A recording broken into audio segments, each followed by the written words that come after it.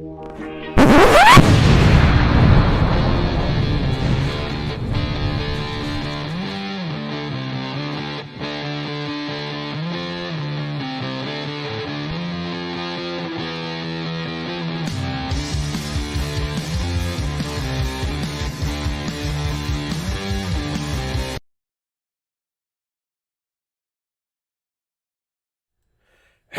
what's up, ghouls and gals? It's me, Ryan T here, and welcome to the 39th episode of the Almighty Ryan T Show podcast. That's right, ghouls and gals. We are here at the 39th episode. I think it's the 39th episode. No, it's the 38th episode. I'm sorry. I'm losing my memory in my old age. My fucking bad. But yes, welcome to the 38th episode of the Ryan T Show podcast. Thank you, ghouls and gals, for being here. So what's up? How you been? How you doing, kiddo? Did you get an A on that report? Did you finish that thing that you were working on? Did you ask that girl out? Did you get that raise at that job? Yeah, I'm interested. Let me know in the comments below.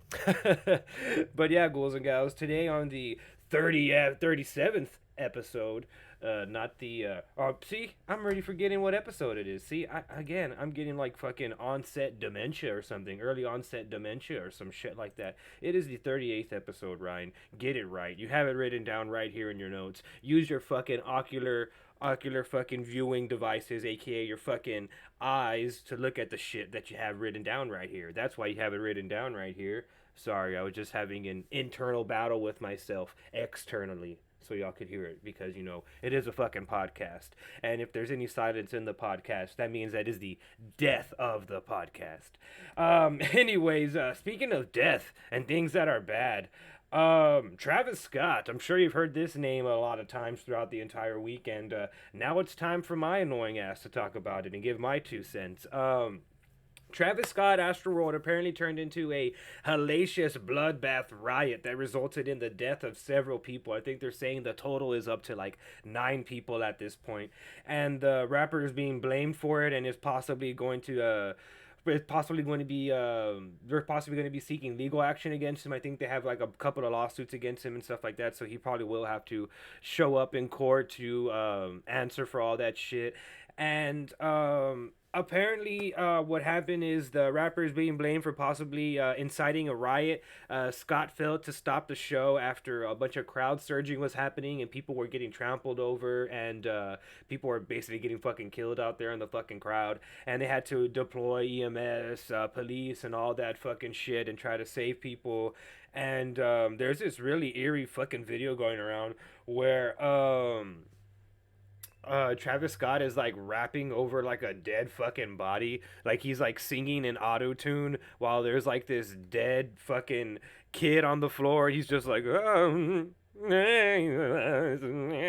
like doing his auto tune voice, and there's like just some kid on the floor like laying there, and it is so fucking eerie. It is one of the most eerie fucking things that I've fucking seen. I mean, I'm not trying to say that this guy is like a devil worshiper or anything like that, but that is one of the most eerie fucking things that I've ever seen in my life. Was Travis Scott like rapping over a fucking dead body, just like hanging out right there, being like, yeah, yeah. He actually released a statement. He actually released a statement to his Instagram account, talking about like the Astroworld tragedy, which I shouldn't use like air quotations. It is a tragedy. I mean, people died, and any loss of life is crazy, especially at a concert when you're just going there to have a fucking good time. Like imagine being at a concert thinking like, hell yeah, I'm about to have a fucking awesome time, and then ending up fucking like dying or getting trampled on or getting like your leg broken or some shit like that. Like that kind of shit doesn't need to be fucking happening at a place that is supposed to be a fun environment, especially if you're like the artist in question. Like I would think that you would want to promote like unity among your fans. Like they're all there for the same fucking thing. They all like the same fucking thing. So why would you be attacking each other and shit like that? Which makes no fucking sense to me. But moving on, we're gonna go to the Travis Scott apology. We're gonna play that bad boy up right here. So if you're watching on YouTube or on Facebook, you can check that out. If you're listening to this on Spotify podcasts, you're shit out of luck. Okay, so my boy Travis Scott just like rubbing his forehead, rubbing the hairline back. He's like, "Oh, I did something so bad. I'm just gonna put my hand on my head and make it seem like I care, but I really don't because I'm just kind of being a fucking asshole. See, one of my braids fell out. That's how stressed out I am. Kylie's fucking tit implant deflated. That's how stressed out we are right now. We can't stop thinking about like all the bad people and all the money. I mean, and all of the fans out there." I also think it's ridiculous that like he now has a partnership with BetterHelp, a online therapy like service, and it's basically like a brand deal with BetterHelp. Like he turned this fucking thing into like a brand deal, and it's just really sad to see him just kind of like basically lie through his fucking teeth and be like, "Oh, we're in contact with HPD and we're in contact with the venue and stuff like that." Like it already happened, dude. It's past tense. Like you should have been doing all this before the fucking people died. This shouldn't have been like an afterthought. I'm honestly devastated that I'm gonna lose all this money and that like people are gonna think I'm an asshole and that I'm getting kind of canceled right now and I'm not gonna be able to perform at all these other big shows where I'm also losing more money. So like the money, I'm really sad about that. So please don't get mad at me anymore and love and peace. Oh God, Travis Scott. He royally fucked up and royally dropped that bag. And honestly, I mean, I'm not a real big fan of his. I mean, I'm not really a fan of his at all. But you hate to see this kind of thing happen, and you don't want to wish this upon anybody performing and stuff like that. But he could have handled this way fucking better. He performed for an additional like 30 or 35 minutes after he clearly saw ambulances and stuff in the fucking crowd.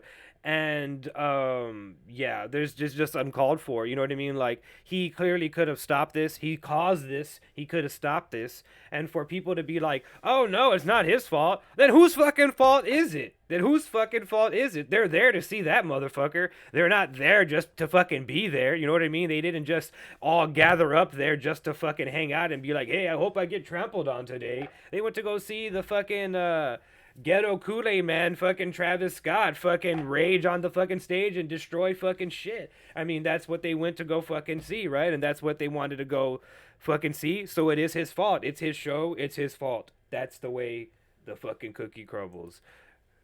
Subscribe for more hot takes with Ryan T. But yeah, it's terrible, and I wish all those families out there that are dealing with that shit the best. I mean, again, you go to a concert to have a fun time, not to be worried about getting trampled on and stuff like that. So yeah, that's crazy.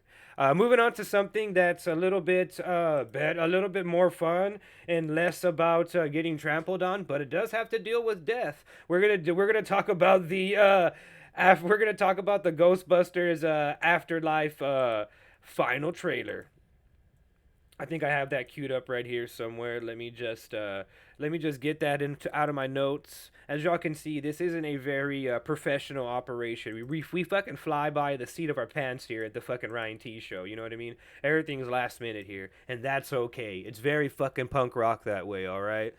Okay, getting back into the fucking trailer. We're gonna be talking about the Ghostbusters final trailer, and find a fucking lead. This movie is coming out. That's all I can fucking say about that. Ooh, we get that glorious shot of the Ecto 1 and sexiest man alive, Paul Rudd, who actually did get voted for the sexiest man alive, Paul Rudd. We got McKenna Grace, who looks cute as a fucking button. We got young Howard Stern, well, aka Finn Wolfhard. We got the Devil Dogs. This looks good, man. This looks really fucking good. Oh shit, we got the OG Ghostbusters in the picture. I think this is the trailer that shows all of them together. Oh, those Stay Puft Man looks cute as hell. I want to eat one of them and then shit them out directly afterwards. Oh my god, what is happening? They ain't afraid of no ghost. You've seen Stranger Things before, Finn Wolfhard. Oh shit, it's time to bust them ghosts. Oh shit. This looks good, man. Oh! Is that them? Oh shit, that was them. That was amazing. That was amazing. Ghostbusters. and that's coming out next week on November 19th. I can't wait to check that out. Earlier this week, I posted on social media that I was just like, oh, there's no hype surrounding this movie. Like, who even cares about this movie? And people took that as me being like, fuck the Ghostbusters movie. I don't like it. I like the Ghostbusters movie. I'm very interested in seeing the Ghostbusters movie. I can't wait to review it for the channel. But there honestly isn't really any hype surrounding this fucking movie. I mean, it's been in the can for what, like 2 years, 2.5 years? I mean, hell, the movie's so fucking old that Paul Rudd looks like he's starting to fucking age. Like, Jesus fucking Christ. Like, Ghostbusters Afterlife has been announced since I want to say like 2019 or 20. Like, this movie has supposed to have been out like about a year and a half ago. And so whenever I said that this movie doesn't have any hype, I mean, I haven't really seen any promotion for this movie aside from this week. I mean, but you know, the movie's coming out next fucking week, so I would hope that they would promote this movie somewhat. I mean, but then again, that's fucking Sony for you, man. Sony has terrible fucking marketing, terrible fucking promotion. They fucking have not been marketing Spider-Man Far From Home. I mean, right, turning this into a fucking Spider-Man Far From Home rant. But yeah, they have terrible fucking promotion. It doesn't fucking surprise me that they haven't been promoting this movie properly. Hell, they haven't even been promoting Top Gun, the Top Gun movie. I mean, they act like that movie is dead and buried. I mean, not like I want to see that fucking movie or anything, but yeah, they are terrible at promoting their fucking films, and they need to hire fucking somebody else to promote their fucking films. I mean, whoever promoted the fucking that Child's Play reboot movie, I know that's a fucking weird pull, but those people need to be in charge of promotion for all those movies, because that movie was fucking everywhere. That movie was fucking everywhere. You couldn't escape that fucking movie. And that's what you need to do whenever you have a new movie coming out. You shouldn't be able to escape the fucking movie. The movie should be in your face everywhere, to the point to where you're just like, okay, I'm gonna go fucking see it so I can stop seeing these fucking commercials. But yeah, Ghostbusters Afterlife looks amazing. I can't wait to check it out. I mean, it looks like they're gonna have they're gonna have all the OG Ghostbusters, aside from Ivan Reitman, R.I.P. They're all gonna be featured in there, and they're gonna be intermingling with the new generations of Ghostbusters. Hopefully, we don't see those terrible Ghostbusters from the 2018 remake. I better not hear Melissa McCarthy being like, "Oh, we're here to bust them ghosts," and then fall down, because you know, like, her whole career is predicated on like falling down and like being an overweight woman, which I don't know how that's funny or anything like that. But yeah. The next thing that we're going to be moving on is to the Foo Fighters are releasing a horror comedy. Yes, the band The Foo Fighters are starring in a movie. The film's titled Studio 666, and will follow a story written by Dave Grohl, the singer of the Foo Fighters. And the following is the synopsis for Studio 666. Studio 666 follows the Foo Fighters, aiming to record their 10th studio album in a mansion in Southern California. However, they encounter a few supernatural forces that interrupt their creative process and put their lives in jeopardy. I wonder if they're going to be combating against like the ghost of Kurt Cobain. If he's going to be like haunting the house and stuff like that. He's going to be like fucking floating through the walls, and he's going to be like, "Whoa, smells like Teen Spirit."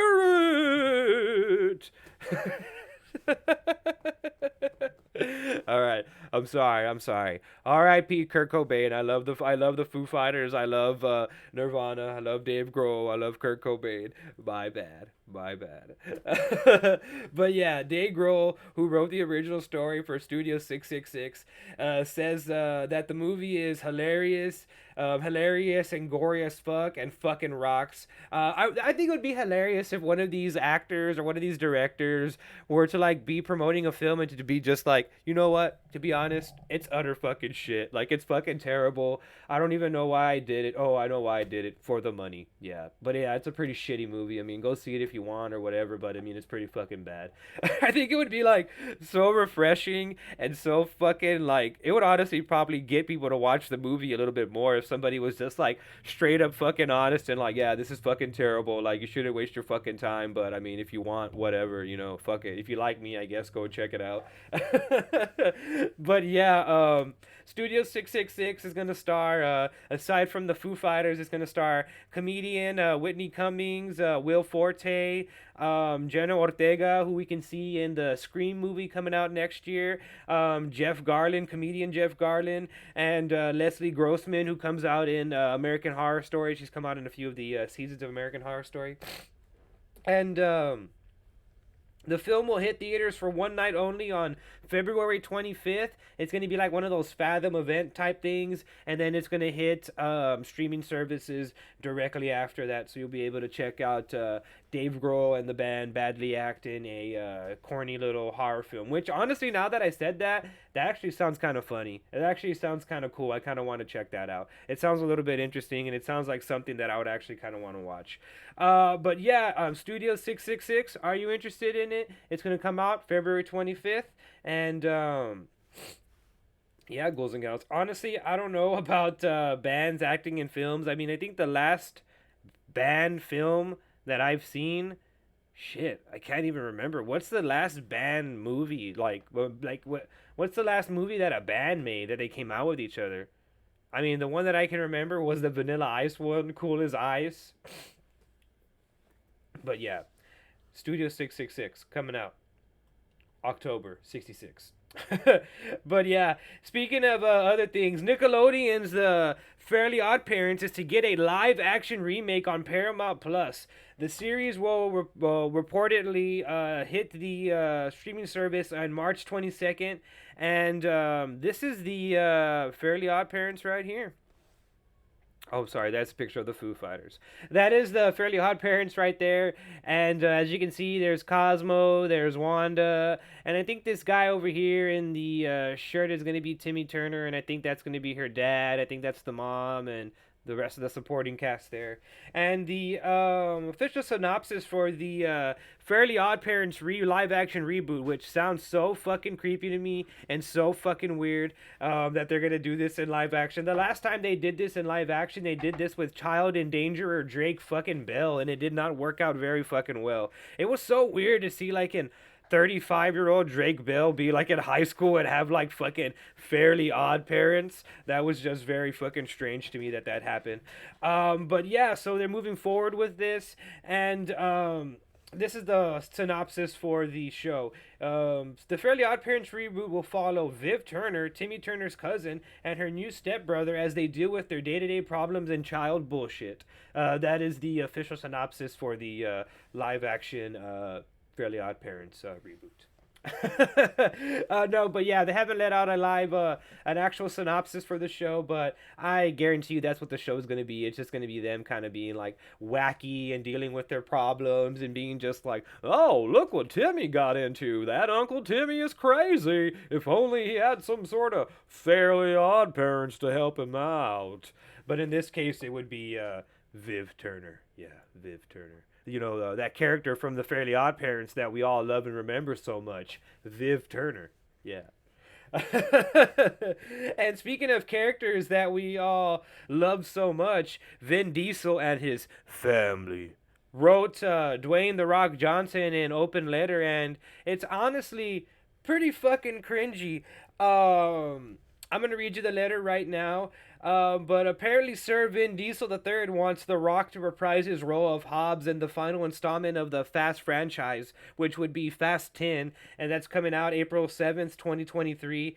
And apparently, Dwayne Johnson is done with the Fast franchise. He wants nothing to do with the Fast franchise. He wants nothing to do with fucking Vin Diesel. He, as far as I can see, he's pretty much just like, fuck Vin Diesel. I don't want to have fucking shit to do with him or that dog and fucking pony show known as the Fast and Furious franchise. I have so many other fucking franchises going on. I don't need that franchise. I'm fucking Black Adam, so fuck the fuck off.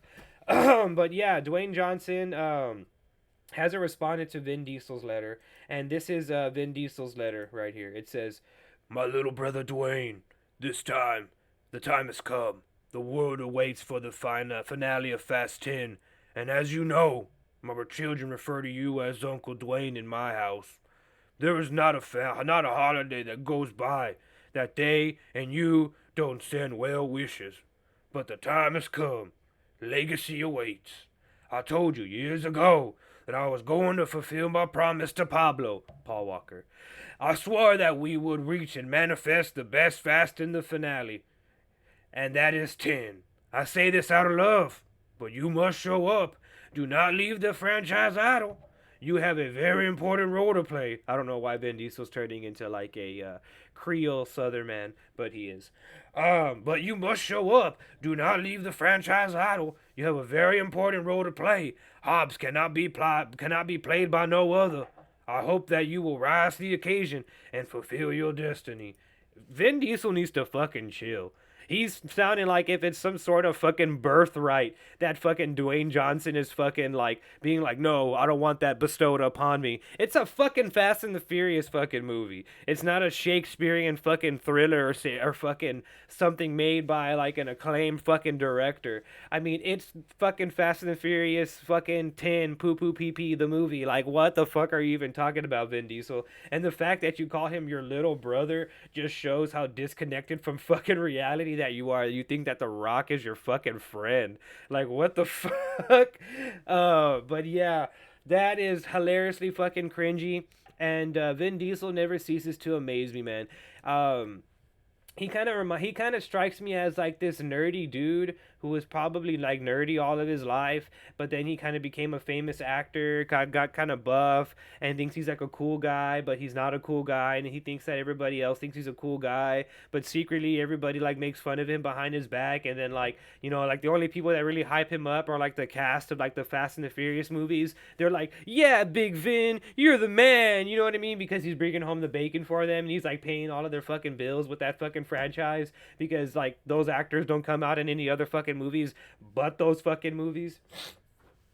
Except for Tyrese. I saw him pop up in the Morbius trailer and I was like, what the fuck is Tyrese doing in the Morbius trailer? But yeah, anyways, all of that is fucking cringe. All of that is fucking weird. Vin Diesel needs to fucking stop. I need to just go over there to his house and talk to him. Me and him are kind of tight. I'm just kidding. I would never be tight with somebody like Vin Diesel. But yeah, he just needs to stop. He needs to cut the crap and stop being cringy and leave fucking The Rock alone. Leave that man alone. Hobbs and Shaw haven't been in any of the Fast and the Furious movies since like Fast 6, so you need to just chill with that, hombre. Moving on to franchises that won't die. Marvel Studios and Disney Plus have announced a massive amount of live action and animated shows coming to their platform.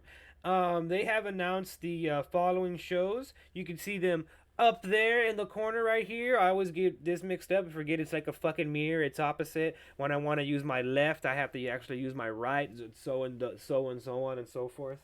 But yeah, the shows that they have announced are X-Men 97. That's right. X-Men 97 is coming back. The classic X-Men cartoon is coming back to Disney Plus with new episodes. And that is actually really fucking cool because that makes me think that the X-Men will be coming into the MCU pretty fucking soon. Another show that they have coming out is Echo, which I have no fucking idea what that's about, but it looks like it's a live action show.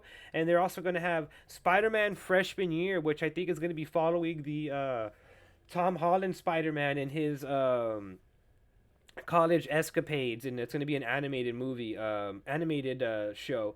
It's going to show him in college, I think, and I think it would be really awesome to see Tom Holland Spider-Man, you know, experiment with drugs and alcohol and have like, you know, premarital sex, and just see him just kind of like live that college lifestyle, all while fighting villains, which they're not gonna do that, but it would be pretty cool for them to do that.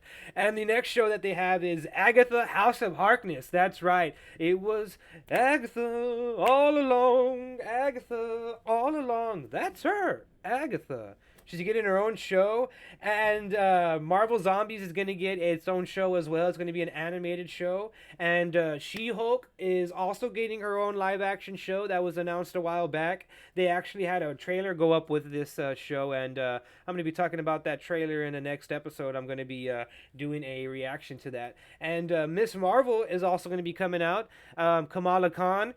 They have a trailer coming out for that, so I might do a Disney Plus just like trailer reaction for all these trailers. And they have Moon Knight with Oscar Isaac coming out. They also let a fucking trailer out for that. And so I'm gonna be fucking reacting to that as well. And they have What If season 2 coming out, which we already knew that was coming out. And so I'm excited to see how many more ways they can kill Iron Man. And another animated show they have coming out is I Am Groot, which hopefully will not star Vin Diesel. And another live action show they have coming out is Ironheart, that will star Riri Williams, the character that takes up the Iron Man mantle after Tony Stark. And that one's going to be a live action one. And the next one, the last but not least, is going to be Secret Invasion. That's going to star Samuel L. Jackson. I think it's going to be a young Samuel L. Jackson that it's going to star. But yeah, that's going to be really interesting. I'm really interested in checking that out. Secret Invasion, Marvel Zombies, Spider Man, X Men, Agatha, Marvel Zombies, She Hulk. All of those look really fucking interesting. The only one that I'm not really sure about is that show Echo. You know what? Let me look that up. What is Echo? Echo Disney Plus. It's probably gonna be some dumb shit. Plus Hawkeye spinoff focused on Echo. Oh, it's a Hawkeye spinoff focused on Echo.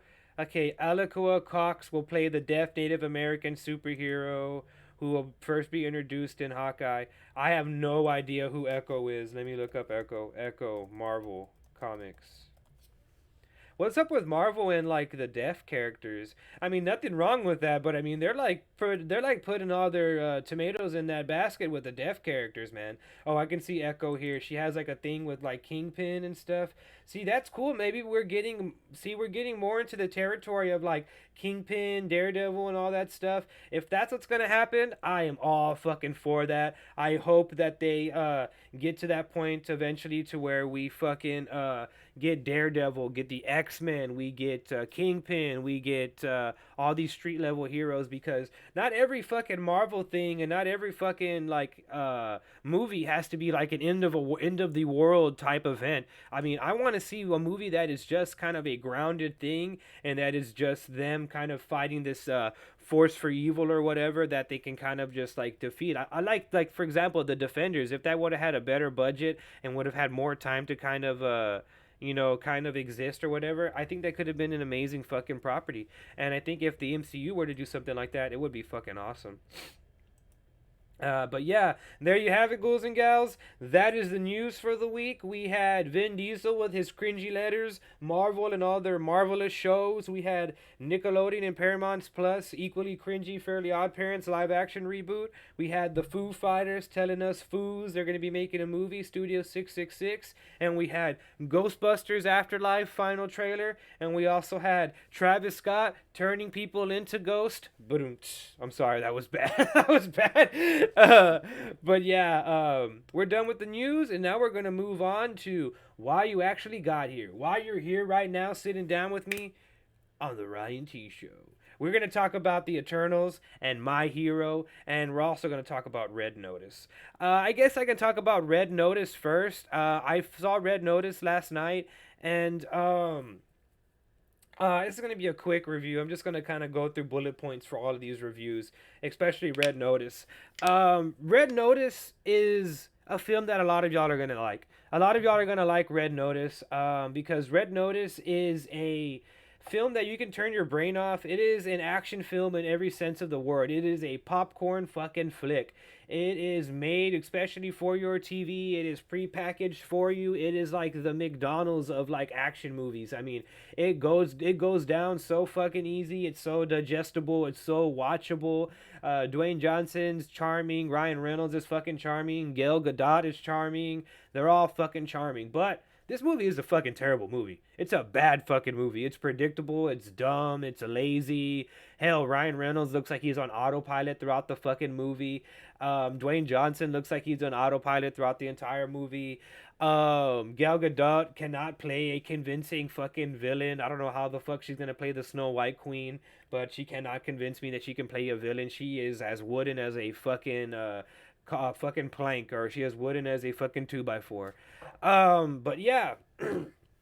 this movie is going to be enjoyable for a lot of people because, like I said, you can turn your brain off. Hell, you can walk down the street, go get a beer, come back, heat up some fucking leftover pizza from the night before, have the movie playing, go sit down, watch the movie, and you cannot miss a fucking beat. This movie holds your hand throughout the entire fucking movie, lets you know what's going on. Everything is predictable, predetermined. It's one of the movies where you can clearly be like, oh yeah, I'm watching a movie. Like, this seems so very choreographed and so like staged and stuff like that, which that's fine. That's fine and dandy. But this is a formulaic action film that I know a lot of people are gonna like. And I looked up the kind of the like critical consensus for this film, and as I've thought, critics fucking hate this movie because it is a bad fucking movie. If you're looking for a film that is gonna have an amazing plot, that's gonna have good acting, that's gonna have amazing visual shots, that's gonna have like a kind of like a gripping, compelling story, Red Notice is not that movie. If you want to see a movie that has guns, hot ladies beating up people, explosions, The Rock being The Rock, fucking Deadpool being Deadpool. I mean, that's exactly what you're gonna get out of this movie, and that's fucking fine. I mean, not everything has to be highbrow and has to be like this sort of like cinematic magnum opus or whatever. And Red Notice, like I said, I think I described it perfectly. Is like the McDonald's of action films. It is so digestible. It is so easy to watch, and I can really see a lot of people really enjoying this film and really liking this film a lot. As far as I go, I found it to be entertaining, but like I said, it is a bad movie. It isn't something that I would say like, oh yeah, you should go out there and see that. This is an amazing fucking film. This is one of the Rock's greatest movies. It isn't. This movie is bad. It's dumb. It's stupid. It's predictable, but it's fun. It's like the movie Face Off, where that movie is terrible and dumb. That movie Face Off with John Travolta and Nick Cage. That is a dumb, terrible, bad, corny, cheesy fucking movie, but it is one of my favorite action movies because it is so fucking fun and entertaining to watch. Um, but yeah, Red Notice doesn't have that level of charm, but it is still pretty entertaining to watch. And so for that, I'm gonna give it a 5.5 out of 10. Like I said, it's predictable. It's borderline. You can say like, oh, and then he's gonna kick that guy. Oh, and then there's gonna be an explosion. Oh, and he's almost gonna die, but he's not gonna die. And oh, then now they're friends. Yeah, you can predict it all the way through. But there you have it, ghouls and gals. Red Notice, 5.5 out of 10. Have you seen Red Notice? What did you think of Red Notice? Let me know in the comments below. And if you're listening to this on Spotify, just yell it out into your car or yell it out into the office and be like, I thought Red Notice. Just do that. That would be really cool. Yeah, moving on to the next movie that we're going to be talking about is the Eternals. We're going to be talking about the Eternals. Marvel puts on his big boy pants and tries to make a big boy movie. And right off the bat, I'm just going to say this has to be one of the most boring Marvel films that I have ever fucking seen. Like, even Thor the Dark World was bad, but it was entertaining. You know what I mean? It was so bad that it was good. The Eternals is just boring. Like, it lacks any sort of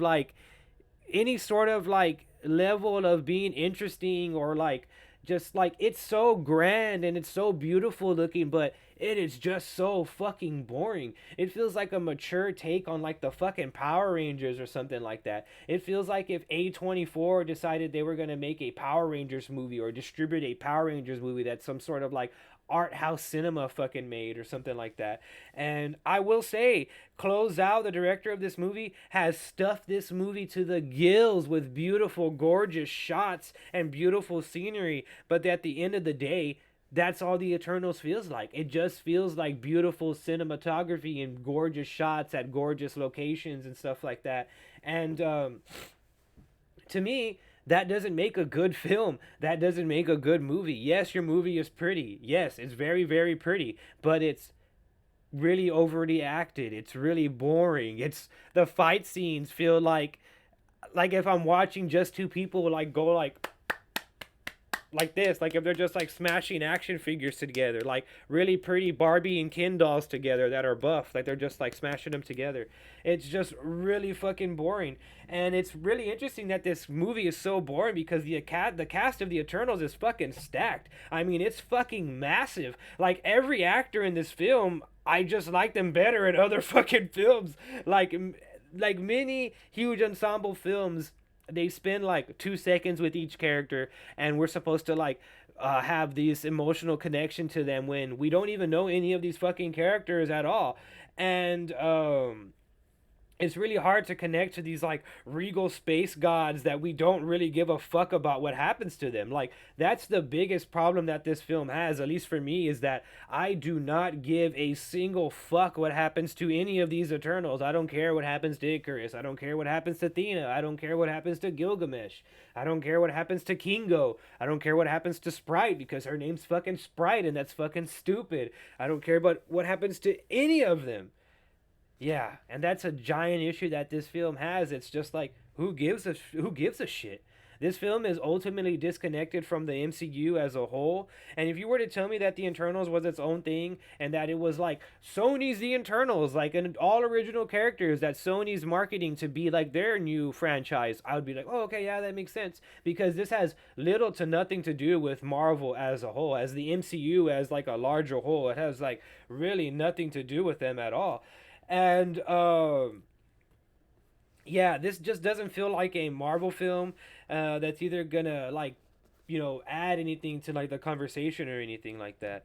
And whenever the Eternals tries to do the Marvel thing, it ends up coming off like kind of like cringy and it doesn't feel right and the action feels like stilted and like, for lack of a better word, it's just awkward and fucking boring. Like it feels like people doing what they think a superhero fight should be. Like if they're just like, oh, well, like they would punch each other, right? I think, and maybe they would use their powers. Yeah, maybe, yeah. It kind of feels like that. It kind of feels like they didn't know how to like make these action scenes, and it almost feels like Chloe Zhao is maybe not equipped to do these kind of action scenes. I mean, her previous film Nomadland wasn't exactly an action film. It was about fucking what's her name traveling through like trailer parks and stuff like that and living like a nomad life, which I love that fucking movie, but that's not kind of what I go to see when I go see a Marvel film.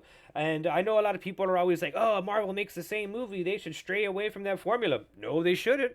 They shouldn't, because that formula fucking works. It works really fucking well. That's like saying that we should recreate the fucking recipe to hamburgers. No, burgers are fine the way they fucking are. The way they make them is fucking perfect. We shouldn't fucking change them whatsoever. And I think that kind of goes to show you that with Marvel films, they make different films, but there is a formula, and they need to stick to that formula. Because they try to go astray with this, they try to do their own thing, and it just ended up like being something that didn't work. I mean, it's very clear to me that Chloe Zhao had no interest in making a typical Marvel film. I mean, the movie is playing for the film snobs, for the mom and dads, for the film bros. This isn't for your average Marvel fan, and it shows. However, Marvel has a strong enough pull to where people will flock to this movie and they're going to say that it's good and they're going to say that it's the best thing since fucking sliced bread and they're going to be like, yeah, the Eternals is fucking live. Fuck you, Ryan. I don't know what you're talking about. You fucking hate everything. Ah, the Eternals, Angelina Jolie, Selma Hayek, and Kumail Nanjiani are the fucking god. They're the fucking goats. Ah! But I mean, yeah, that's just Marvel fandom for you. In my opinion, The Eternals is a rare miss for Marvel slash Disney. It just doesn't work. It just doesn't work well at all. The film feels awkward and stiff and leaves you wondering when the actual superheroes are going to show up and make the film like interesting and fun and good. It also makes the mistake that a lot of these films make, and that's being more interested in setting up a film franchise as opposed to being just this one film being good. And I hate when fucking movies does that. You need an initial first good film, and before you like fucking say that, yeah, are you ready for Eternals Part 2 and Part 3? Like, yeah, no. However, I can't sit here and say this is the worst thing that I've seen this year. I can't say that I can honestly say that this is the worst film I've seen this year or the worst film I've seen ever. It's not. It's a beautifully shot film. It's gorgeous looking. Yeah, the direction is amazing. And Chloe Zhao is an amazing director, but this film is a fail. It is the worst Marvel film that I've seen. I will say that it is the most boring Marvel film that I've seen. It's in my opinion the worst one, and so for that I'm gonna have to give it a 4.5 out of 10. I was originally going to give this a 5 out of 10, but I think it deserves a 4.5 out of 10. And the only reason that I'm giving it a 4.5 is because it does have gorgeous shots. It does look beautiful.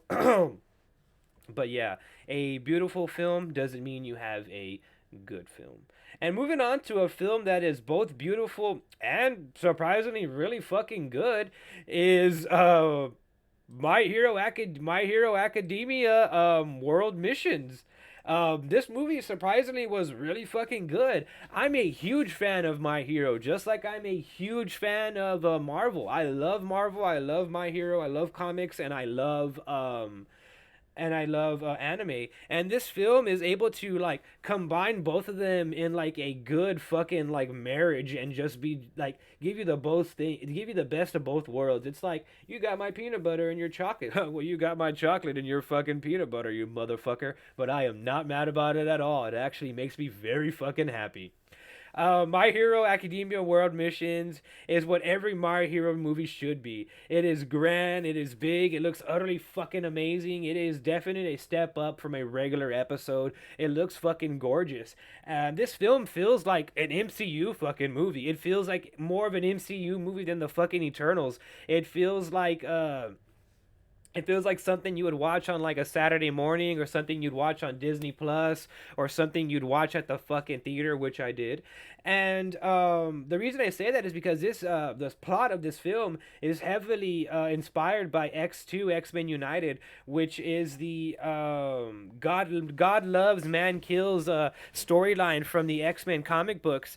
And basically the storyline is there's this guy, he hates fucking mutants, wants to kill all the mutants, eradicate the world, purify the world, so to speak. And that's the plot here for My Hero. There's a guy named Reflector that hates all of the quirky people, and he wants to eradicate them, kill all of them. And yeah, it's fucking amazing, man. The film fires on all cylinders and showcases what the series' main three characters can do, which is Shoto, Bakugo, and Deku. They're at the core of this film, much like every other My Hero film, which, again, if it's not broke, don't fix it. That's fine. They're the three main stars. Let them be the three main stars.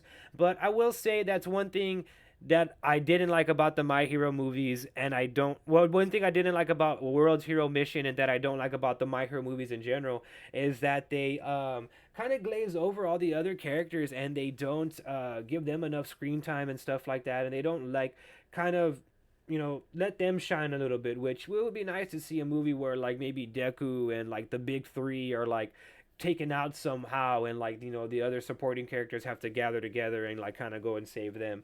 That would have been fucking awesome.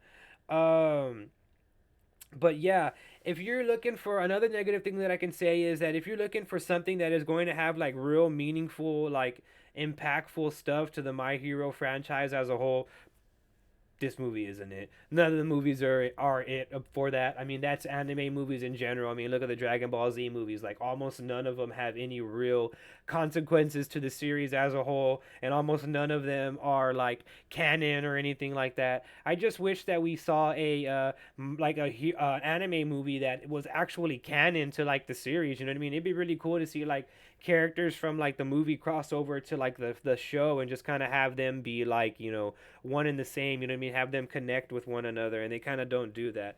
But because I honestly don't think we're gonna see Roddy Soul or his bird Poppy in the near future pop up in any episodes, so that's one thing that I can't say.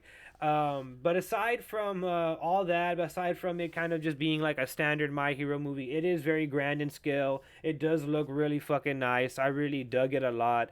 I think it's still playing at the theater. So if you like My Hero, I really suggest you go out there and check it out.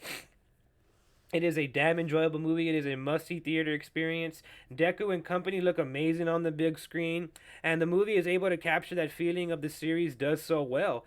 Even though the end fight with Deku is a little corny with his "I won't won't give up. I will go plus ultra. Shit, you know what I mean? Whatever. That's his thing. That's his gimmick. It still leaves you feeling inspired, and it's insanely easy to root for Deku, and it's insanely easy to want him to win and want these characters to defeat the bad guy and want them to achieve their goals in the process. And for that, I have to give My Hero World Hero Mission an 8 out of 10. It truly went beyond plus ultra. There you have it, ghouls and gals. We went over the news. We quickly went over some movies, and I had a good time. I hope you had a good time. I hope you enjoyed the 48th episode of the Ryan T Show podcast. I'm Ryan T, and I'll see you in the next one.